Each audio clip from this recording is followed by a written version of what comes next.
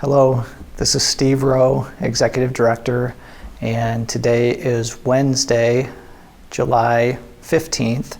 It's my turn to do the weekly video update for all of you. I'm going to start just by providing some of the basic update information. We are very happy to report that we continue to have no positive cases with our resident population, so 380 residents that we serve and no positive cases.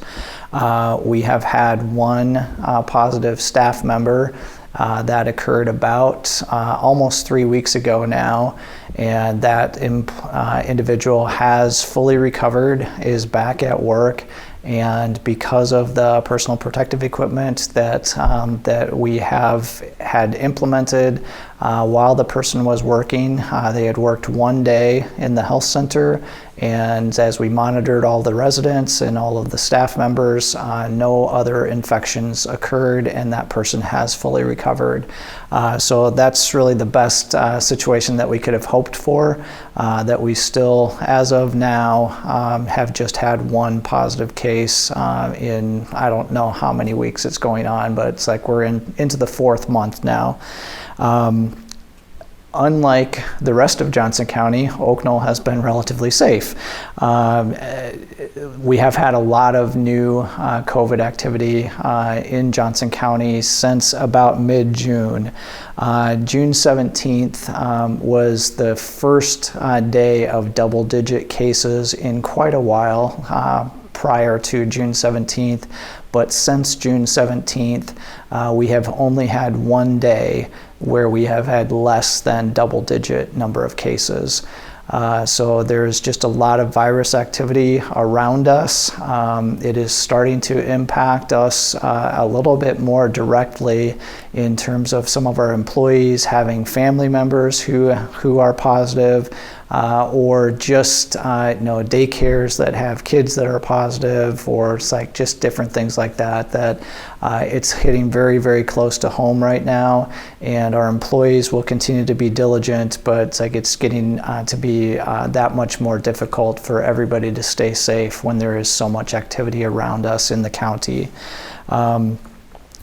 One of the measures that we are looking at to try to figure out when we can potentially open to visitors is a 14-day average new case count, and as of yesterday, that 14-day average was 21.4 new cases per day over the most recent 2-week period.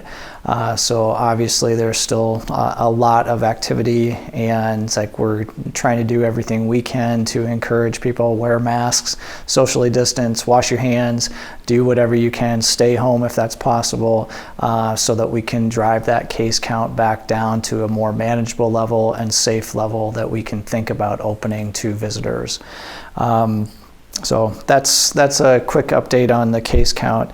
Next thing I'd like to do is just give you a feel for the types of communications that are happening with our health center resident families and assisted living resident families. So every Tuesday and every Friday, there's an email that comes out from our nursing leadership. Our Tuesday's email came from Kim Bergen-Jackson, easy for me to say, our administrator. And I just want to read the first paragraph of Kim's email to all the family members. Hello, everyone. As I sit down to write to you today, I am struck by the fact that we are already in the middle of July and we are still in the middle of the coronavirus.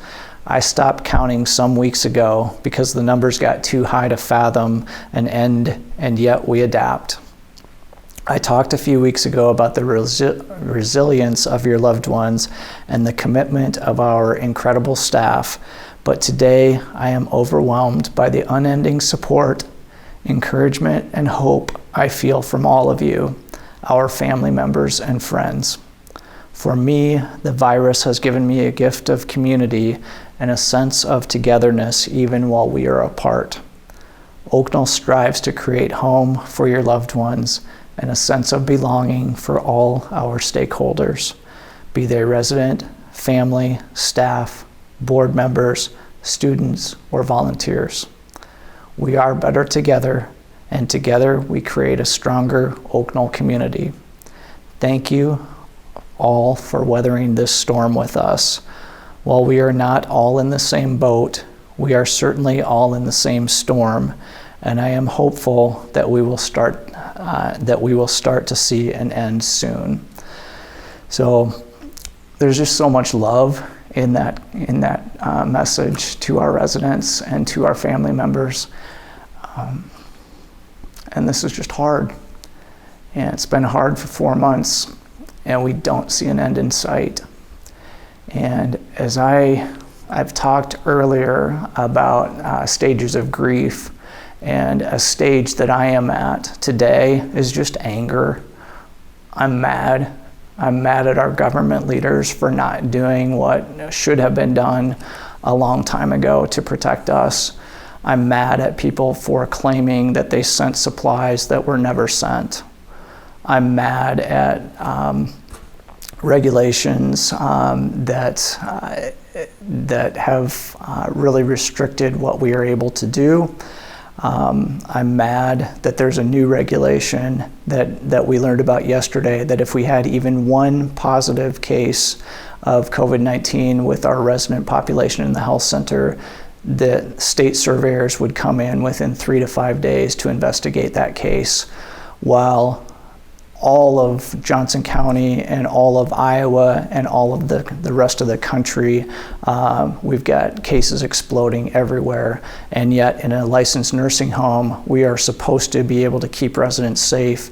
And there's almost a supposition that if we have one positive case, that we must have done something wrong. I'm just mad about that.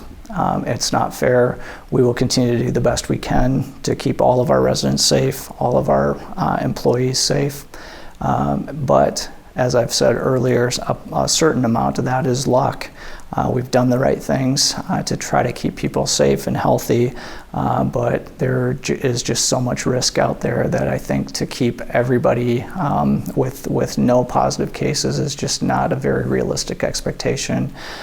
So we will continue to do the best we can, and that's just where I am today on Wednesday, July 15th. A couple other things I want to talk about. One is we learned just either yesterday or 2 days ago that the Iowa City Public Schools have decided to not open with real live classrooms when school starts this fall. So it's an incredibly difficult decision that the school board made. I'm sure it was gut-wrenching for them, and just such a hard thing to do. And there are people that are very much against that decision, and people that absolutely support that decision. I don't know how I feel about it. I don't have any school-age children myself now, but I do know that a lot of our employees do have school-age children, and with them not being able to go back to school, it just creates another challenge for our employees coming to work all day and then being able to go home and provide an education for their kids.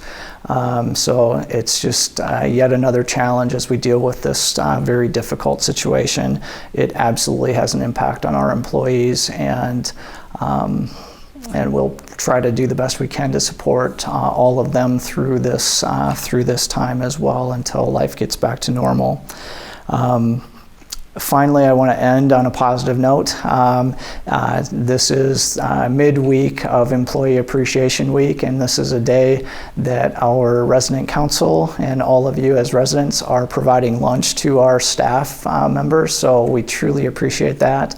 There are sandwich deliveries going on as I record this video, and thank you very much. It is an honor and a privilege to serve all of you. Take care.